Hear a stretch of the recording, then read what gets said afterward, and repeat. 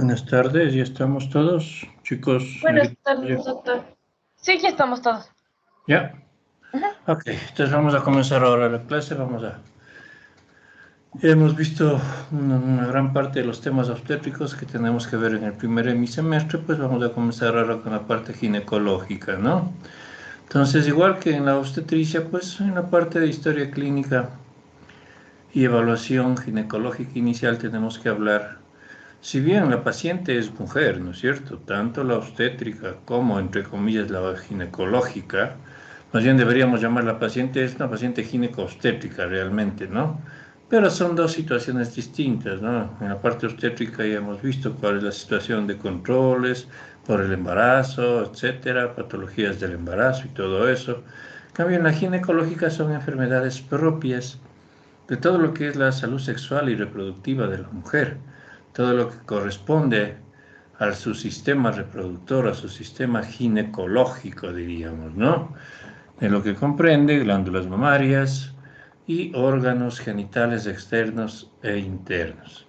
Entonces, no es que tenga una diferencia, pero sí hay una situación un poquito diferente en relación a lo que tenemos que averiguar, que preguntar, que examinar directamente, etcétera. Entonces, por eso que vamos a hablar ahora de la evaluación e historia clínica ginecológicas, ¿no? Entonces, para hablar de un examen ginecológico, pues lo fundamental siempre es la comunicación entre el médico y la paciente.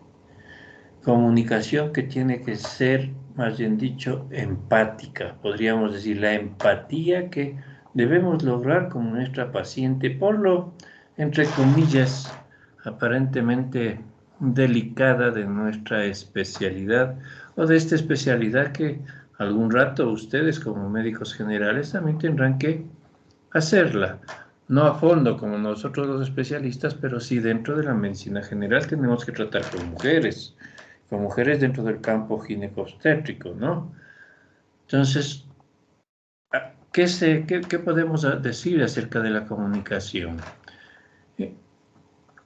En la comunicación, pues tenemos que abarcar una valoración global de la paciente, incluyendo la esfera anímica y espiritual, inclusive. Tenemos que llegar, si se quiere, pues a esta parte media filosófica del espíritu de la mujer, para que ella pueda contarnos y aclararnos todo lo que ella tiene duda en cuanto a su salud sexual y reproductiva.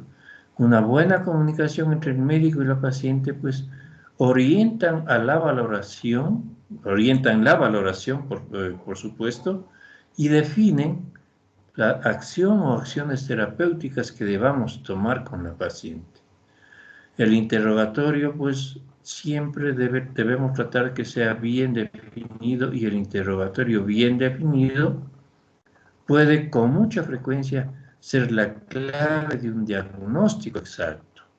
A veces solamente con la conversación nosotros ya estamos pensando en lo que probablemente esa paciente puede tener, ¿no? Entonces esta comunicación radica en observar síntomas no verbales del comportamiento de la paciente. Fíjense ustedes, síntomas no verbales. Ella no puede decirnos, doctor, yo soy muy alegre, pero le vemos muy alegre, ¿sí? Le vemos que esa paciente es segura en su accionar, en su hablar, etcétera. O podemos verla que más bien es indiferente. A veces es llevada a la consulta, qué sé yo, por su pareja, en el caso nuestro que trabajamos con chicas llevadas por su madre, y como que son llevadas por obligación. Entonces ya le vemos indiferente, inexpresiva, temerosa, ¿no? Porque lamentablemente y en nuestro medio todavía todo lo que se relaciona con salud sexual y reproductiva, órganos genitales femeninos en especial, siempre pues la gente todavía la considera como un mito, no habla mucho, etcétera. No hablo de todas, ¿no? Pero pues, la vemos temerosa, asustada, muy tensa, a veces enfadada, quizás enfadada porque tiene un problema patológico que realmente le está incluso alterando su forma de vida, agresiva muchas veces, triste o deprimida. Todas estas situaciones tenemos que tratar de ver nosotros mientras vamos conversando con la paciente. No le vamos a decir, usted está con miedo, está temerosa, o sea, tenemos que nosotros ir captando esas situaciones. Entre las variables que influyen en el estado de la paciente, pues también tenemos que analizarlas y tener en cuenta. Variables personales, la edad. No es lo mismo una paciente que vaya a consultar, por ejemplo, por un asunto relacionado con la menopausia, que pasa a los 45 o 50 años, que una paciente que va a consultar por un problema de, inclusive, digo, de malas situaciones relacionadas con su actividad sexual, por ejemplo, ¿sí? Que va y nos dice, doctor, me duele cuando tengo relaciones sexuales. Eso puede ser por una inflamación, por una infección, por una alteración congénita y todo eso. Es una parte ginecológica, ¿sí? Que puede tener, qué sé yo, unos 18, 20 años en edad reproductiva específica, ¿no? O una chica de 13, 14, 15 años, por ejemplo. Entonces, la edad tenemos que tener muy en cuenta el estado civil. Actualmente no hay muchas pacientes que sean casadas, pero sí son unidas, o son solteras, pero tienen problemas. Su educación, es muy distinto conversar con una persona con educación, por ejemplo, de tercer nivel, a una persona ¿no? que llegó solo hasta el colegio, que quizás solo tuvo primaria, por ejemplo. Su ocupación, sus actitudes y percepciones, sus hábitos, principalmente tabaquismo, drogas, aquí nos faltaría un poco, pues, alcoholismo también, antecedentes de enfermedades, de una variable que puede influir en el estado de la paciente son antecedentes de enfermedades anteriores, generales o específicas de la ginecológica, cuestiones relacionadas con sus prácticas sexuales pueden influir sobre el estado de la paciente, su estado de ánimo inclusive, ¿no?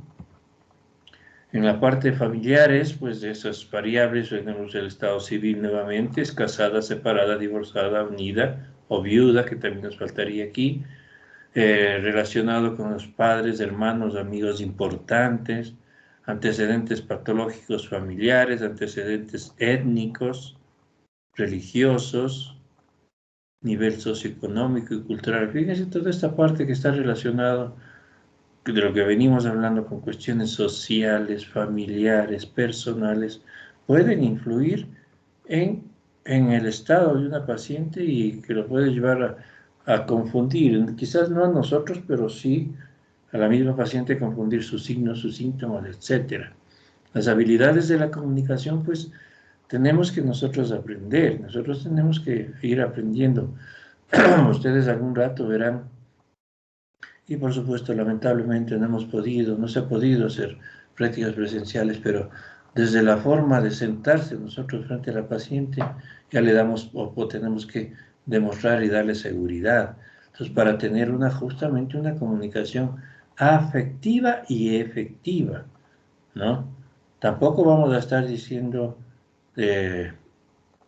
a tratarle como que nos diera lástima.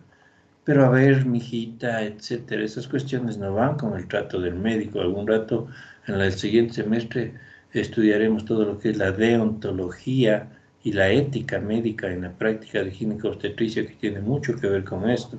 La empatía, como les dije, espontánea entre médico y paciente. Responder con absoluta claridad y en términos comprensibles lo que la paciente puede estar padeciendo, que nos entienda, ¿no? Ser muy prudente y respetuoso, respetuosa, ¿sí? Pero sabemos que por cuestiones de la lengua castellana y de la Real Academia de la Lengua, al decir respetuoso no me estoy refiriendo solo a los varones, sino que aquí entran también las chicas, las colegas médicas y todo eso, ¿no? Actitud tranquila y cordial y por supuesto satisfacer las inquietudes en lo máximo que podamos. La comunicación es fundamental para la valoración y el tratamiento de nuestra paciente. Algunas pacientes muestran poco entusiasmo en comunicarse, sea por su manera de ser, por el motivo de consulta que le preocupa, por ejemplo, una ITS, por haber tenido relaciones con una persona desconocida, etcétera. No faltan casos de pacientes unidas o casadas que están muy asustadas porque lamentablemente, bueno, tuvieron una relación extramarital y de esa relación, al parecer, pueden tener una ITS, fíjense ustedes, ¿sí? La comunicación debe ser tan efectiva como para que ella sienta que se la ha tratado o se la está tratando con deferencia, que se sienta cómoda y que dé una empatía espontánea médico-paciente. La paciente se siente cómoda, se siente bien tratada, entonces ella se siente con confianza y vamos a conversar muy bien con ella acerca de sus problemas. La paciente que se siente bien tiende a expresar con más confianza sus preocupaciones y temores. La cordialidad en la comunicación hace que la paciente piense que el médico está realmente interesado en su bienestar, como debe ser. Tenemos nosotros que estar interesados en el bienestar de nuestros pacientes. ¿Qué estrategias podemos indicar para dar apoyo a la paciente? Animarla a desarrollar actitud positiva en cuanto a los beneficios del tratamiento, enviarla, si es que es posible, a grupos de apoyo social. Eso un poquito más hacemos quizás en el caso nuestro, con las chicas, con los adolescentes, también con a veces las personas de la tercera o cuarta edad, tienen grupos de apoyo, ¿sí? Y todo eso, ¿no? Dialogar sobre acciones para mejorar su calidad de vida. Ante enfermedades graves, pues extender incluso la explicación e información a los familiares. Entonces, ya dentro de la historia, pues como toda historia que nosotros conocemos, ¿no? La anamnesis es muy importante, el principal motivo de consulta en las propias palabras de la paciente, ¿sí? Doctor, vengo porque me pica, a veces como no tienen mucha información y se ha dejado llevar de muchas cosas, me pica la cosita y sale un líquido por ahí, por ejemplo. Nosotros ya sabemos que probablemente es un escozor, un prurito vulvar o perineal y está con leucorrea, ¿no es cierto? En orden cronológico de los síntomas. ¿Cuándo comenzó? ¿Cómo comenzó? Perdón. ¿Es temporal o es permanente? Asociación con otros síntomas. Por ejemplo, estos cómo y cuándo sucedieron los otros síntomas, ¿no? Detalles del inicio de los síntomas. Ejemplo, en sospecha de ITS, interrogar antecedentes sexuales, probable promiscuidad, fecha de exposición, síntomas y lesiones iniciales, etcétera, y todo lo que nosotros debemos saber, pues, en el plano médico sobre ITS. Dentro de los aspectos en la historia, también, pues, los datos de filiación, por supuesto, edad, estado civil, dirección, procedencia, instrucción de la paciente, viene o no como acompañante, su relación con el acompañante, su ocupación, no la del acompañante, sino de la paciente, ¿no? Antecedentes personales, médicos, quirúrgicos, ginecológicos, alérgicos, inmunizaciones, antecedentes familiares de padres, hermanos, no solo de padres, hermanos, estamos poniendo como una guía aquí, tíos, tías, abuelos, ¿sí? Etcétera, ¿no? Antecedentes ginecobstétricos, la historia ginecológica. Siempre, por supuesto, ya sabemos la menarquia, edad de aparición, a qué edad comenzó, ¿sí? Fecha de última menstruación, ciclos, ¿sí? Regulares o irregulares, como vimos en los casos clínicos, pues podemos poner, ¿sí? Los ciclos 4, 30, etcétera, ¿sí? Tenemos que poner la frecuencia de los ciclos, ¿sí? Duración de las menstruaciones, cantidad de la menstruación. Para valorar la cantidad, la paciente no puede decirnos yo sangro unos 100 centímetros cúbicos, pero sí le preguntamos cuántas toallas usted ocupa en el día, en los días de menstruación. Entonces, si pongamos que ocupa unas 4 o 5, ya podemos estar hablando de entre 100 a 180 mililitros, por ejemplo, ¿no? Trastornos menstruales, cólicos, trastornos menstruales relacionados con su estado de ánimo también, o también las amenorreas, ¿sí? Presencia de metrorragias, dismenorreas, como ya mencioné antes. Todo esto tenemos que ir anotando, ¿sí? Y como se dice vulgarmente, tratar de ir sacando lo que más pueda de esta signo sintomatología de la paciente. Dentro de la parte menopáusica, la edad de aparición. Doctor, vengo porque estoy sintiendo calores, ¿sí? Y me duele la cabeza y los huesos. ¿A qué edad apareció, señora? ¿Qué edad tiene ahora? Tengo 45. ¿A qué edad le apareció esto? Hace un año, por ejemplo, entonces a los 44. Sintomatología, hablando de menopausia, siente calores, se siente agotada, sudoraciones nocturnas, ¿sí? Una cosa importante que hay que preguntar en la parte de menopausia, pero aunque es un capítulo especial que también lo vemos, ¿hasta cuándo tuvo reglas? Menopausia se habla cuando ya una mujer dejó de menstruar por lo menos un año, ¿no? Si es que ha recibido o no ha recibido terapia hormonal, si tiene signos y síntomas relacionados con su sistema óseo, que nos da para pensar de que puede haber la osteoporosis, que es parte casi acompañante de la menopausia, tipos de tratamiento que puede haber recibido o si no ha recibido ningún tratamiento. Por supuesto que estamos en la parte ginecológica, tenemos que saber su historia obstétrica también. Las gestas, los partos, si ha habido cesáreas, si ha habido abortos, si ha tenido abortos, si han sido espontáneos o provocados, ¿sí? Si ha habido abortos seguidos o no del legrado, si con el aborto cuando acudió a tratarse le hicieron un legrado, ¿sí? Si el aborto ha sido recurrente, si probablemente tuvo embarazo ectópicos, una mola, si cuando dio el de lactar fue natural o artificial, ¿sí? ¿Qué quiere decir natural? Pues propia de ella, artificial, que no dio de lactar, sino que dio lactancia artificial a su bebé. Y por ahí podemos tener, encuadrarnos las situaciones relacionadas con las glándulas mamarias, por ejemplo.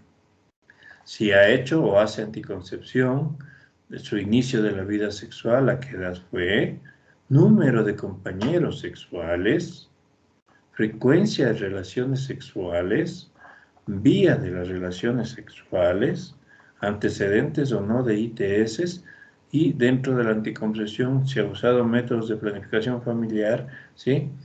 ¿Qué tipos de métodos, cuánto tiempo, etcétera? Si tuvo problemas con esos métodos, etcétera, etcétera, ¿no? Entonces, hablando de los métodos, pues, ¿qué tipo de métodos? Hormonales, anticonceptivos orales, implantes subdérmicos, si ha usado inyectables, si ha usado métodos de barrera. Los de barrera son los preservativos masculinos y femeninos. También tenemos los diafragmas, ¿sí? Que son de barrera. No hormonales, si hay los DIUs, dispositivos intrauterinos, sea la T de cobre o la T medicada con levonorgestrel, que actualmente existe. Si tiene métodos quirúrgicos para anticoncepción, la salpingectomía bilateral o vasectomía, claro que no es realizado en ella, pero su pareja, digamos, ella puede decir, sí, doctor, si estoy haciendo anticoncepción. ¿Qué está tomando? ¿Qué dice? No, dice, mi pareja está hecha la vasectomía. Entonces es una anticoncepción de su pareja, que en todo caso, secundariamente, pues está, entre comillas, beneficiándole a la paciente también, ¿no? Factores que hay que considerar: catalogar tipos de enfermedad, causas probables de los síntomas, gravedad del padecimiento, considerar la reacción de la paciente, ¿sí? La reacción que ha habido a esos signos, síntomas, etcétera, ¿no? Dentro del examen físico es muy importante y hemos hablado en la parte de anamnesis, tenemos que averiguar todo y ya hemos dicho que para hacer la anamnesis, pues por supuesto tenemos que tener en lo posible una mejor empatía con la paciente, generar confianza y una buena comunicación. Entonces en el examen físico, igualmente, pues lo básico, signos vitales, peso, talla, índice de masa corporal, de acuerdo a eso el tipo constitucional, pícnico, asténico, etcétera. Exploración por sistemas, al menos si es la primera vez que le vemos a la paciente, como que estuviéramos haciendo una historia clínica general, ¿no? Que estamos haciendo en una mujer y encaminada a su situación ginecológica. Cabeza, cara, órganos de los sentidos, ojos, oídos, olfato, gusto, nariz, garganta, cuello, movilidad, tiroides, ¿sí? En tórax, pues, valoración cardiopulmonar, ¿sí? Glándulas mamarias en las mujeres es muy importante, observación, palpación, etcétera. Y hablando de las glándulas mamarias, dentro de nuestro examen, es muy importante que tengamos en cuenta los siguientes parámetros. Lo principal para estudiar, entre comillas, sería para explorar, para averiguar cuestiones de la glándula mamaria en una consulta, de ser posible luego de la menstruación, porque en la menstruación podemos tener un poco de tensión mamaria, podemos tener mastalgias, ¿sí? Podemos tener mastodinia, ¿sí? ¿Alguno de ustedes tiene alguna idea de qué será la mastodinia? Emilia Galarza tiene idea de qué será la mastodinia.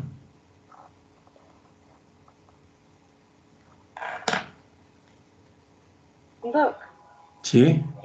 la mastodinia no es el dolor que suele haber en los senos antes de la menstruación. Bueno, tiene algo que ver. La mastodinia es toda molestia relacionada con glándula mamaria y que puede darse en la pre, trans y post menstruación. Por ejemplo, mastodinia es, doctor, cuando voy a menstruar me pican los pezones. Eso es mastodinia. Doctor, durante la menstruación me siento pesados a mis senos, hasta me duelen. O sea, ahí está incluida una mastalgia. Mastalgia es dolor, ¿no? ¿Sí? Hasta me duelen. Eso es mastodinia. Por eso les digo, mastodinia es toda aquella, entre comillas, signos, sintomatología que una paciente o una mujer puede sentir en las épocas perimenstruales y transmenstruales, ¿sí? Que ahí puede estar incluida la mastalgia, que es el dolor, sí, ¿ok? ¿No? Entonces eso les digo. Entonces luego de la menstruación, entonces, ¿cuál es la parte básica? Las partes básicas, inspección y palpación, ¿no? Dentro de la exploración, en la inspección, hay varias formas, ¿no? Una paciente sentada con los brazos relajados, ¿sí? Ya vamos a ver por ahí unas imágenes.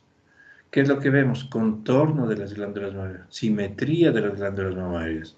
Tienen que saber ustedes, pues, que normalmente, morfológica y anatómicamente, todas las mujeres, así digan que no, una glándula mamaria es más grande que la otra. No se nota así, grandotota y chiquitita la otra, pero usualmente sucede así. Cambios en la piel de las glándulas mamarias, eritematosas, edematosas, ¿sí?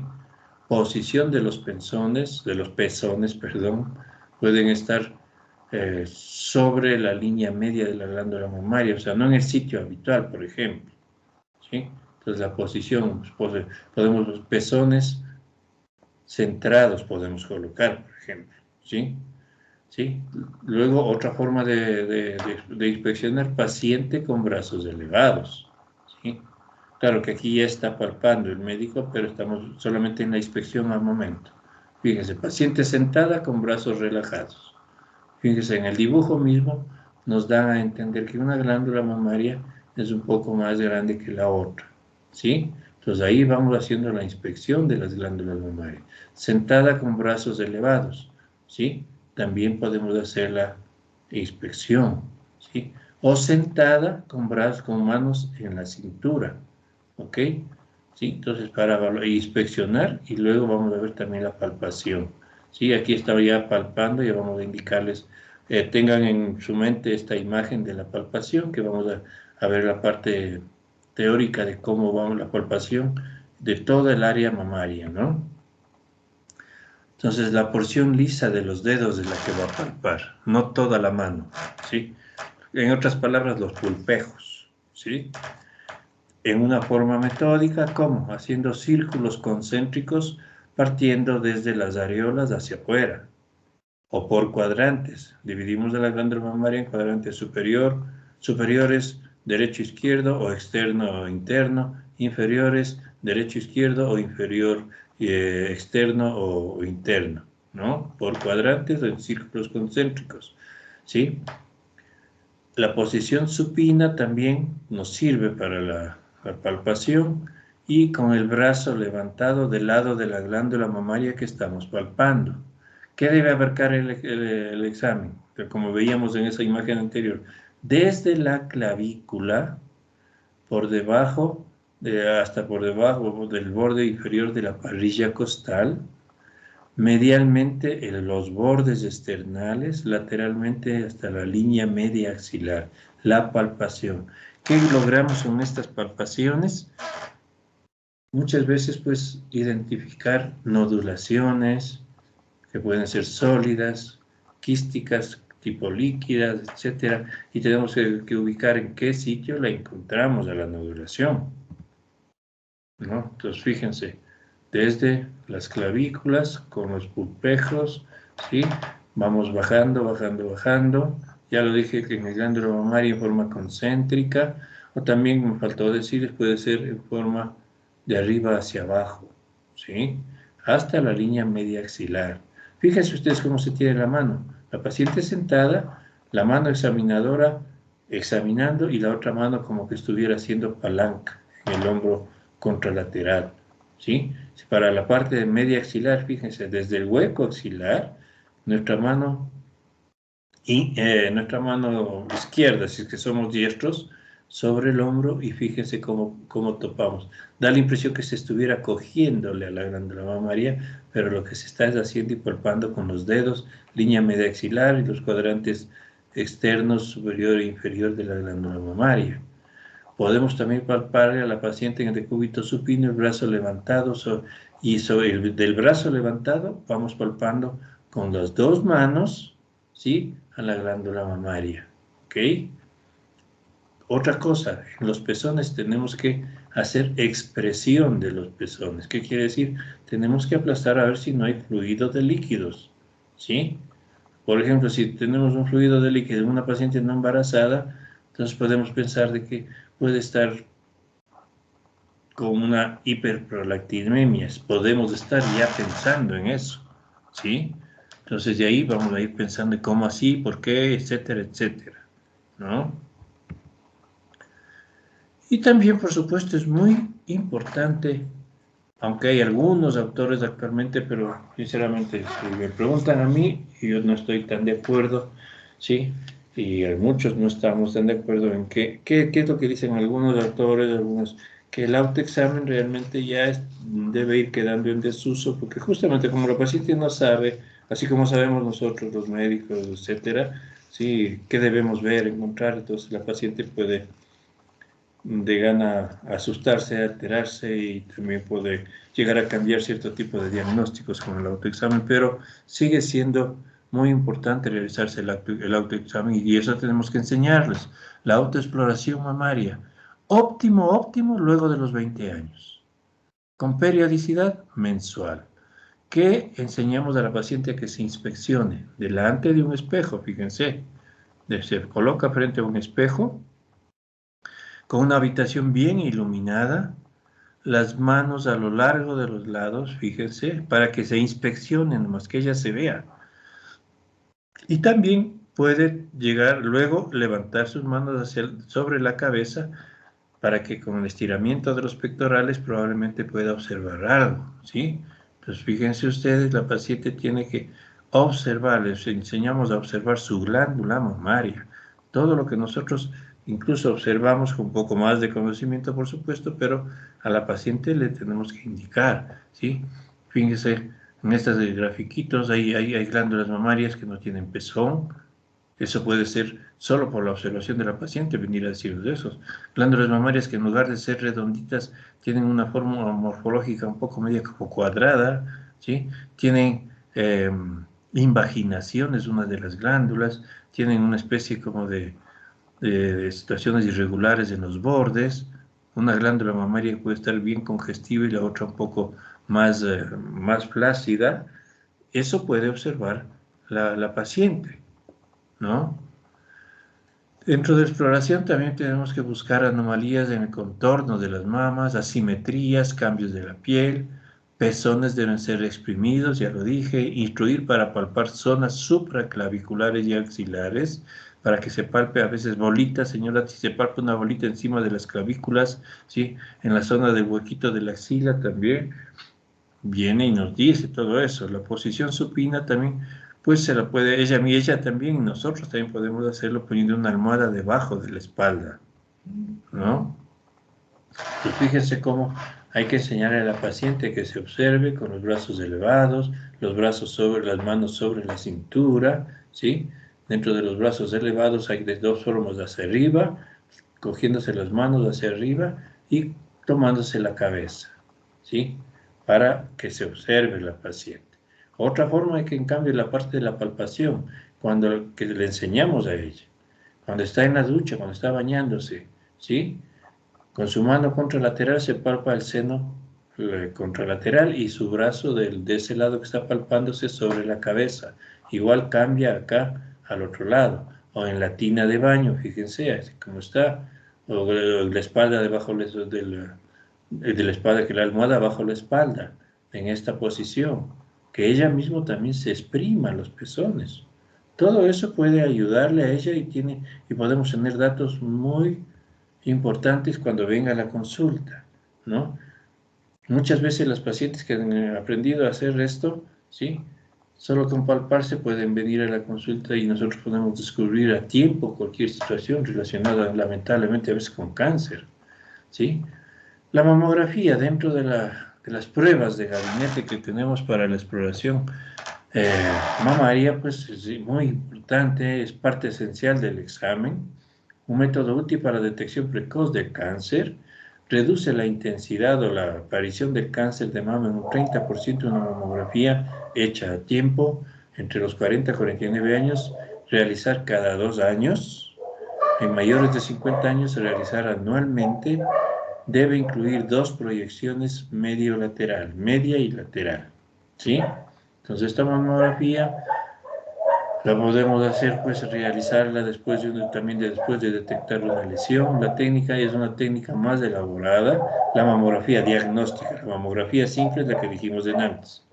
Proyecciones magnificadas y con uso de compresión de tejidos. Muchas veces las pacientes tienen un poquito de recelo porque fíjense cómo está la gráfica, ¿sí? Se le aplasta la glándula mamaria y refieren dolor. Fíjense, aquí está una imagen de una mamografía, nuestra imagen media como calcificada. Esto, de acuerdo a esta imagen que nos da la bibliografía, pues nos refieren que puede ser un CA. La ecografía es también un examen auxiliar muy importante que va aplicándose cada vez mayor en la práctica, nos distingue lesiones quísticas de las sólidas, indicada en la evolución de masas palpables, y utilizarla junto con la mamografía como técnica de detección. Estas son imágenes de ecografía, ¿sí? Por acá puede estar relacionado con una imagen quística. Cuando se ve así, eh, sonolucente, pues probablemente es líquido, ¿no? Bueno, vamos a la exploración abdominal dentro de nuestro examen, pues tenemos que inspeccionar, observar cicatrices, protuberancias, obesidad, exceso de grasa, hernias, ¿sí? La gestación también, pues podemos observarla, por supuesto. Viene una paciente a consulta ginecológica porque no tiene reglas, tenemos que explorar y de pronto resulta que tiene un fondo uterino ya elevado porque está embarazada, por ejemplo, ¿sí? Palpación de masas tumorales, onda ascítica, yo creo que esas cosas ustedes lo vieron en la clínica general y saben de qué se trata.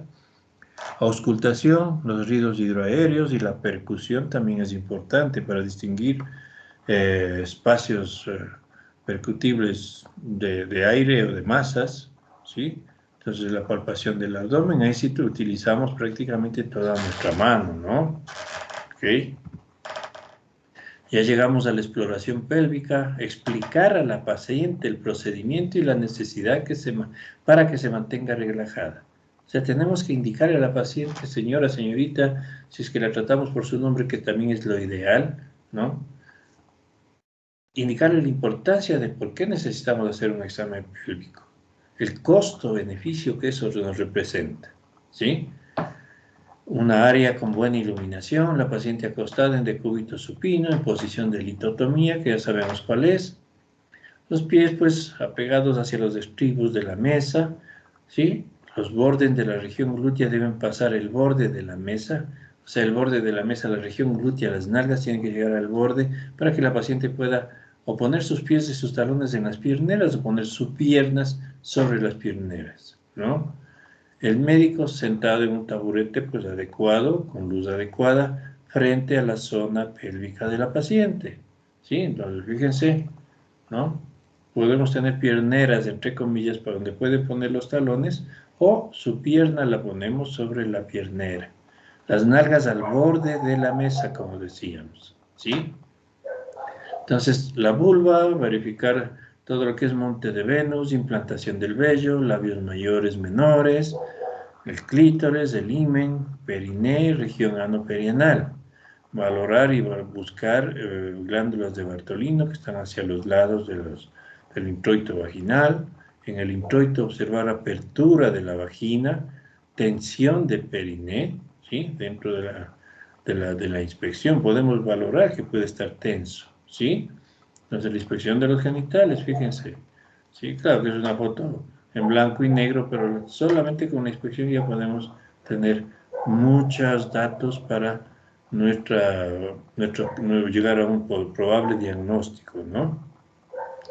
La inspección del cuello uterino, pues, con un espéculo, por supuesto, la superficie, el color, si hay erosiones, si hay desgarros, si hay ulceraciones, probables tumoraciones o pólipos a nivel del cuello, si hay secreción, leucorrea, si hay sangre, tomar muestra para Papa Nicolau, ¿sí?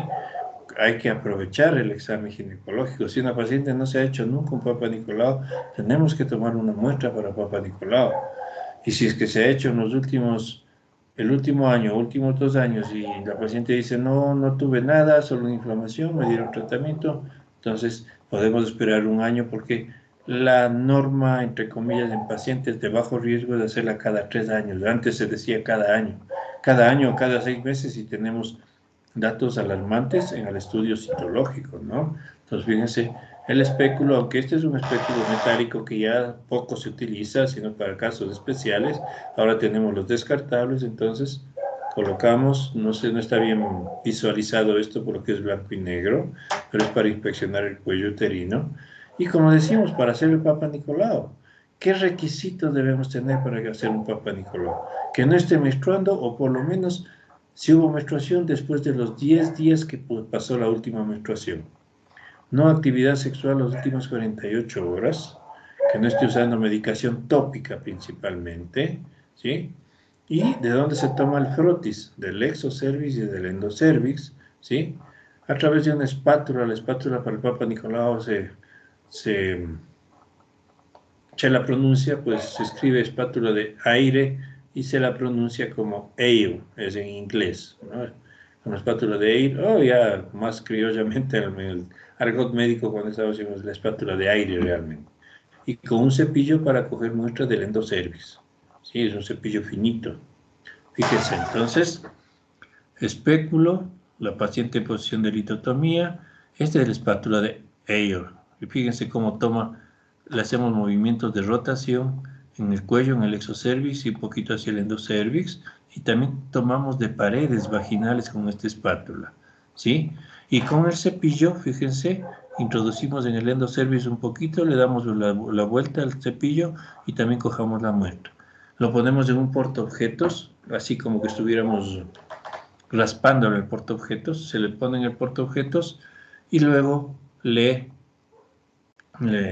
fijamos con un fijador citospray que se llama, ¿no? Entonces se raspan las células del cuello uterino, se examinan bajo un microscopio, eso es ya el estudio patológico, se examina el microscopio a verificar si hay cáncer u otras alteraciones de las células, ¿sí? Este es otro tipo de espátula que sirve también para hacer el Papa Nicolau, ¿no?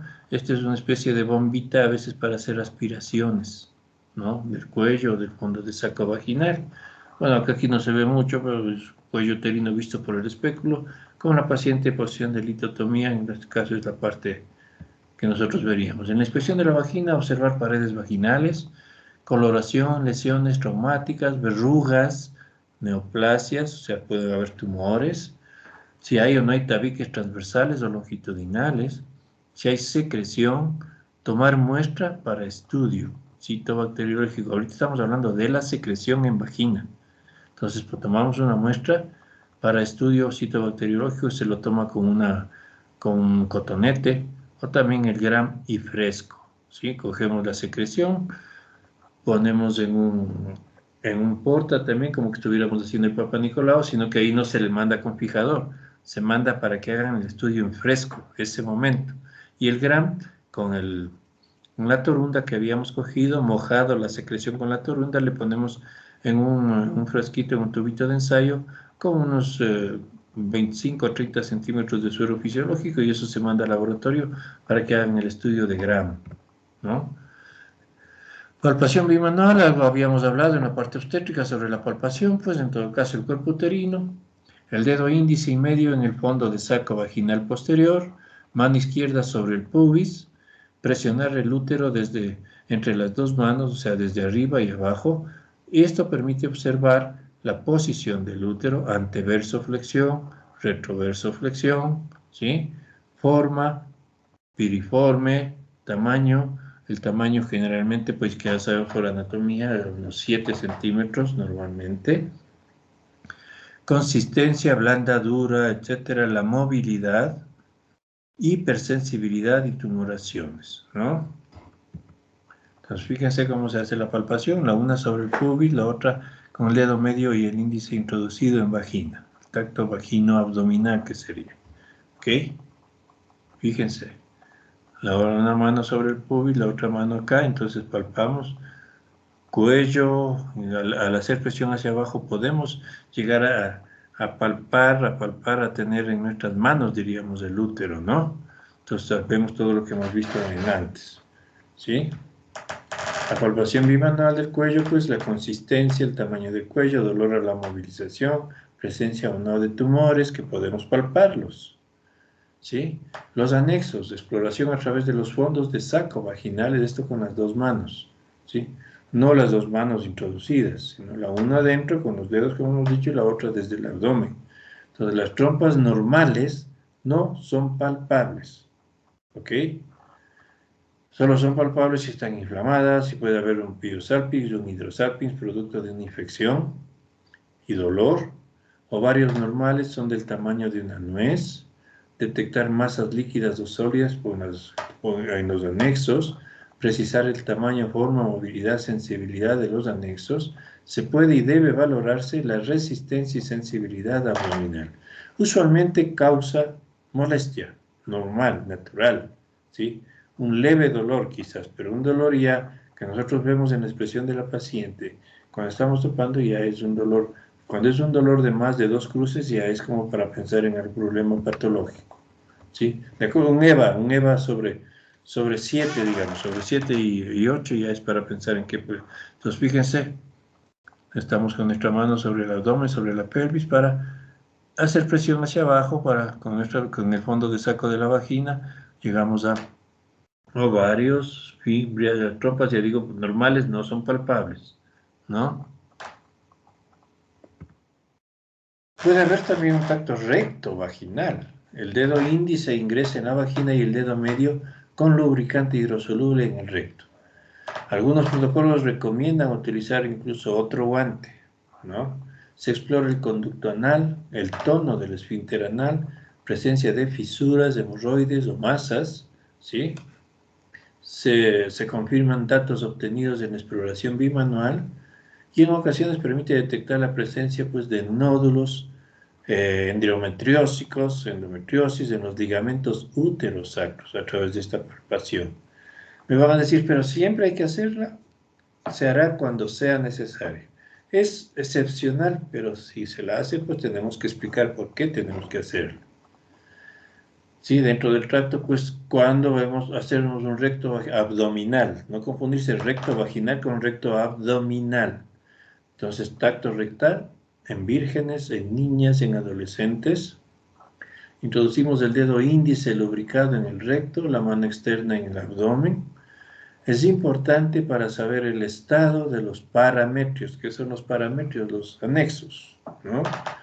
Tejido celular periuterino, ligamentos uterosacros, estado de progresión de masas, en este caso puede ser un cáncer cervical, incluso se puede llegar a palpar un tacto recto abdominal, ¿no?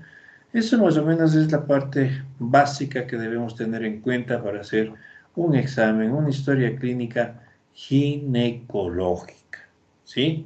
Entonces, ya teniendo esto, vamos a comenzar a analizar todo lo que está relacionado con la parte ginecológica. El próximo viernes tengo que verles a ver si con qué comenzamos ya. Vamos a hablar de ciclo menstrual, ¿no?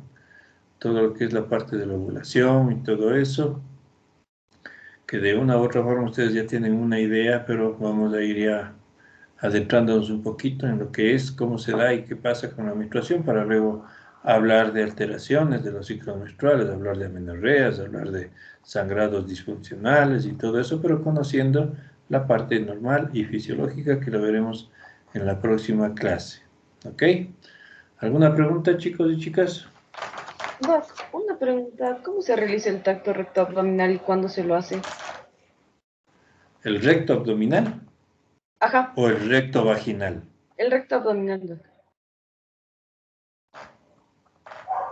Indicaciones, ya lo dije, mujeres vírgenes, niñas, adolescentes, ¿sí?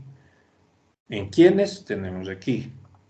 Como el dedo índice lubricado en el recto, mano externa, la otra mano en la parte del abdomen, o sea, como que fuera el vaginal, pero sino que introducimos nuestra mano en el recto, ¿sí? Importante, lo dijimos, para saber estado de los parametrios, los anexos, tejido celular periuterino, ligamentos uterosacros, en ocasiones masas también se puede palpar, ¿sí?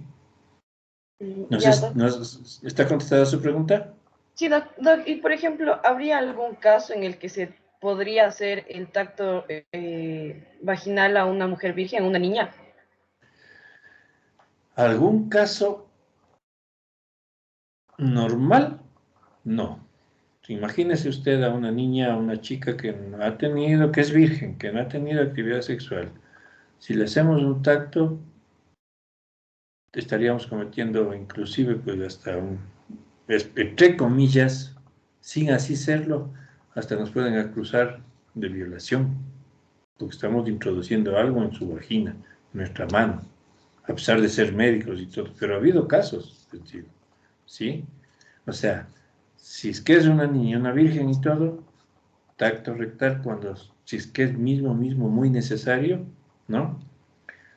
Pero tampoco podemos introducir nuestro dedo, tal vez a través del orificio imenial. A veces se hace, sí, examencitos con un cotonete, ustedes saben lo que es un cotonete, ¿no es cierto?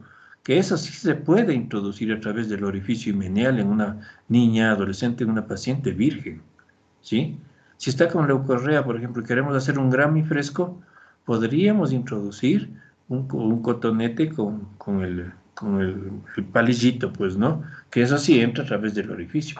Pero siempre, por favor, una cosa que ya lo hemos dicho antes, siempre un examen pélvico ginecológico a una mujer, a una niña, no se diga niña, adolescente, etcétera, pedir que alguien más esté en el consultorio.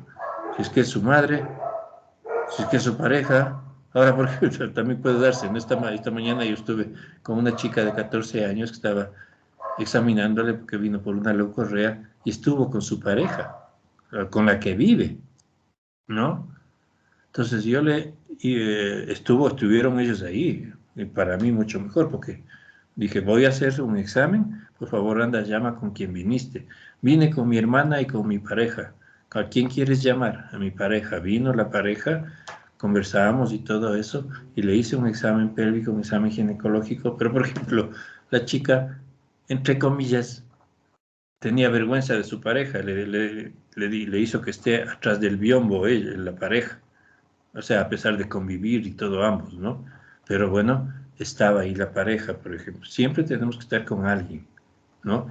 Ah, es que yo soy mujer y no va a pasar nada. No se crean, chicas. Mujer, mucho más varón, pues pedimos la enfermera, el auxiliar, el familiar, lo que sea, para hacer un examen pélvico ginecológico, ¿sí? Pero como les digo, o sea, tacto vaginal en vírgenes, ustedes van a decir, pero si es que es necesario en caso de una violación, ya vino violada, ya vino desflorado el himen, pues ahí sí podemos introducir nuestros dedos, ¿no? Pero si es virgen, no tenía nada de eso, nada, sí, dice, y si tiene un himen imperforado, ya solamente le vemos, pues, vemos y topamos el himen que está imperforado, y tendremos que operarlo cuando sea de hacerlo. Se le hace una incisión en cruz para que salga el hematocolpos, el hematometra, etcétera, ¿no? Pero eso tendremos que hacer, ¿ok? ¿Alguna otra pregunta? Doc, si no me equivoco, la indicación para hacer el pap test es en una persona que ya haya tenido relaciones sexuales, ¿verdad? Sí, de preferencia, prácticamente es así, ¿sí? En personas que ya con actividad sexual hay que hacer el Papa Nicolau.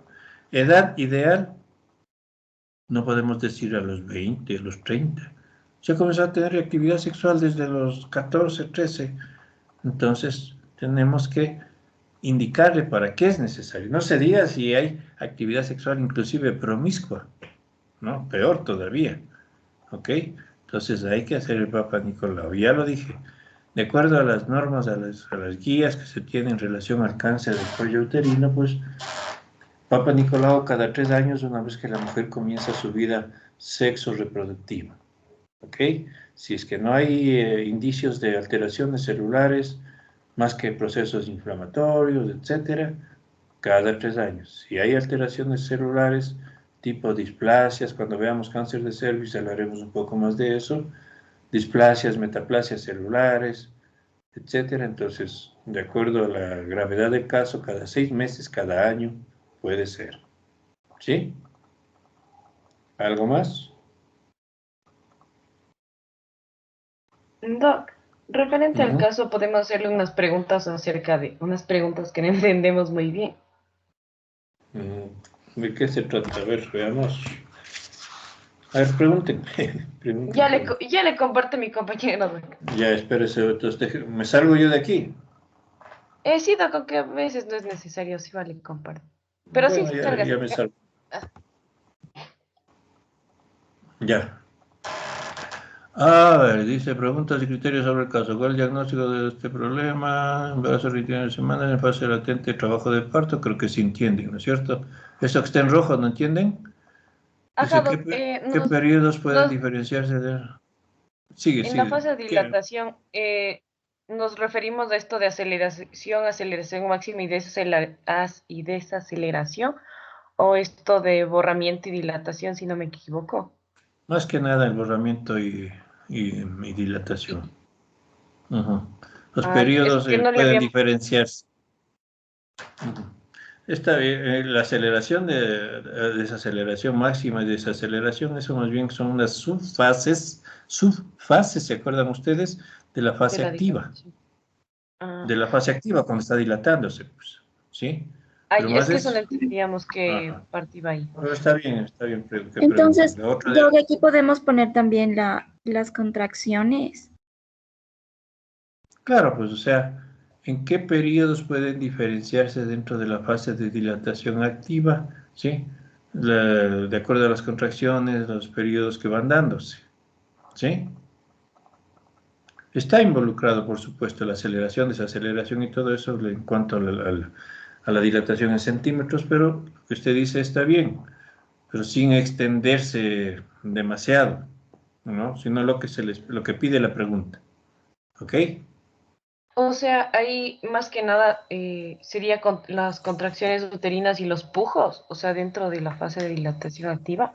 Ujú, ujú. O sea, hablamos de esos dos, ¿verdad? Claro. un ratico, espérame un ratico. Por aquí le tenía.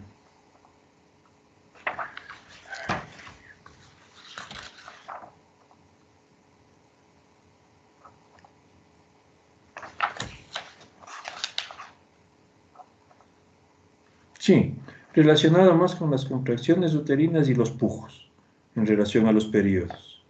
¿Sí? Ya, Doc. En la pregunta 6, lo de qué se debe controlar durante esa fase, que obviamente es del periodo de dilatación, nos referimos a cuestión de control de signos vitales, No, de pues controlar en esta fase, ¿qué tiene que controlar? la Controlar la dilatación y el dilatación borramiento. y el borramiento, Borramiento. ¿sí? Ah, ¿Sí? ya. O sea, Entonces, sí. estos tienen que ir, ¿cómo va dilatando, cómo va borrando? ¿Sí? Y deben ser los adecuados para que se lleve adelante el parto, ¿sí? Ah, ya. O sea, no. O sea, pensábamos que era Bueno, una claro que, respuesta más larga. no, claro que también, por ejemplo, digo usted, tenemos que de una u otra forma, pues, tomar los signos vitales, etcétera, pero vamos a estar un poquito alterados. Si está pujando, la paciente nos va a tener, a veces hasta puede subirle la presión, ¿no? El Entonces, pulso puede aquí subir se, y todo. Más que nada entonces aquí relacionado, ir controlando la a la dilatación, quizás ponerle un poquito ah, de tiempos, ¿sí? ya. Controlar la dilatación, el borramiento y puede ser también el descenso Por del feto. supuesto. O sea, Si va la dilatando, va metamorfosis. borrando, cómo va descendiendo la presentación. Mm, ya, Doc. ¿Y cuál era más? Entre la pregunta 3 y la 17 no entendemos muy bien la diferencia de la no progresión de la dilatación y de la no progresión del parto, porque obviamente de la no progresión del parto ahí entra lo que es eh, esto de céfalo pélvico, ya sea factor materno, la distosia de dilatación como Es tal que por mal nada, manejo. una de las principales causas relacionenla ustedes con las distocias, ¿sí? ¿Cuáles son las causas de la no progresión del periodo de dilatación? Las llamadas distocias de dilatación, ¿sí? Claro, ahí, Distocias, por ejemplo, de las distocias de dilatación, de lo que había leído más o menos, estaba la disminución de la contractibilidad uterina, la desproporción cefalopélvica, el anillo de Van y ujú. la obesidad en algunos casos y la anestesia. Claro, todo eso puede ser factores que nos distocien la dilatación. ¿Cómo? Ahí sí tienen que explicar ustedes. ¿Cómo o por qué Ya, se produce la distocia? Por disfunción de la contractibilidad, puede ser por anomalías fetales de la presentación, ¿sí? Posición o anatomía de la pelvis, una mala valoración inicial, sabiendo que tiene una macrosomía, por ejemplo, puede provocar distocias. Más que nada, esa parte es relacionado a a las distocias que pueden presentarse, ya les digo, eh, con descensos fetales inadecuados, por las desproporciones fetopélvicas, ¿sí? O también a veces pueden y darse distocias, perdón, por las rupturas de membranas y que no hay labor de parto, por ejemplo, claro, ¿sí? pero y entonces en la de la no progresión del parto, porque o sea, casi son, creo que son las mismas, o A sea, ver, en la 13, ¿cuál me dice? ¿Cuál era cuáles son las la causas? 3 y la 17. Y la 17 dice, Ajá, ¿cuál es la principal causa de sospecha de no progresión del parto? Dice, ¿no es cierto? Déjame ajá, ver en dónde. la porque en la no progresión del parto es todita las que nos dijo ahorita que de esto del dilatación Claro, cervical por quizás descenso. aquí sería un poquito más bien. En la anterior, enumerar. Y en esta, un poquito de explicación de esas cosas. Ah, ¿Sí? ya, entonces en la de del periodo de dilatación solo enumeramos la dilatación cervical, la Enumeramos esas cosas. proporción ¿Qué puede cefalopélvica ser? y la rotura de La membrana. de abajo Sí. ya le van ampliando la explicación, pero sin irse Ah, con una explicación de 3 hojas, ¿no? La ya, pregunta, ¿qué es? ¿Qué es el anillo es de que, Van der Waals? ¿Por qué se produce? PAD. También pueden haber distocias ya, por anestesia, ¿vea? Por anestesias epidurales, cuando se pone en el parto, puede, ¿cómo se llama? Retardar la ajá, progresión, ¿no es cierto? ¿Sí? Ya me dijo sí, usted obesidad, etcétera. ¿Qué es lo que mm, puede suceder? ¿Sí? ya. Doc, y La que tenía, o sea, que nos habla sobre la analgesia de elección para el periodo de dilatación del parto. Hablamos específicamente de la anestesia, de la epidural o del tramadol, o sea, porque algo habíamos encontrado de eso, pero... Claro, póngale como analgesia, puede ser este opiáceo que es el tramador, pero ¿cómo Ajá. actuaría? ¿En qué caso se utiliza? ¿Sí?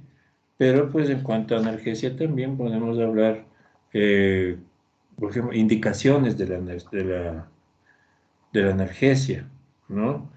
Ya, Contraindicaciones para pero decir, entonces... si va a optar el tramador, ¿cuándo puede estar contraindicado? ¿Sí? Ay, ya. ¿Sí? Contraindicaciones e indicaciones de la analgesia con anestesia epidural también, ¿no? Ya, o sea, no es como que debemos centrarnos solo en uno, sino, o sea, si encontramos más, hablamos de todos, Encuentran ¿verdad? más, hablen de todos, sí, analgésicos y o anestésicos. Ah, ya, hablamos tanto eficacia, indicaciones y Indicaciones, contraindicaciones. contraindicaciones, claro. Y ya creo Ustedes se que... acuerdan por farmacología, cuando estudiaban un fármaco, hablaban de eso. Cuándo, cómo, en cómo así usar, cuándo no usar, qué dosis, etcétera. ¿Sí? Ya, Doc. Muchas gracias. Ujú. Listo. ¿Los otros del otro caso no tienen preguntas?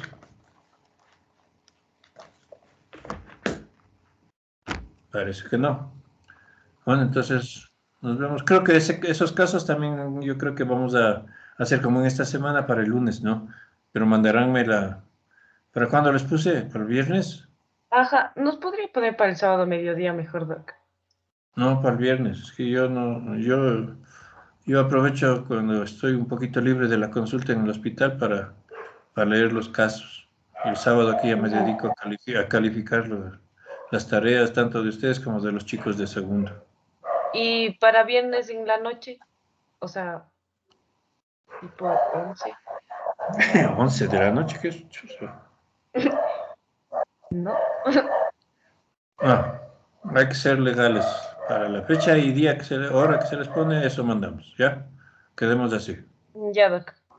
¿Sí? Está bien. Ustedes tienen solo 3 materias. Parece que fueran como unas 20 materias como para que me estén diciendo eso. O sea, Mm. creo que porque la cantidad de materia sí es bastante. No, es que eso de eso se trata, pues.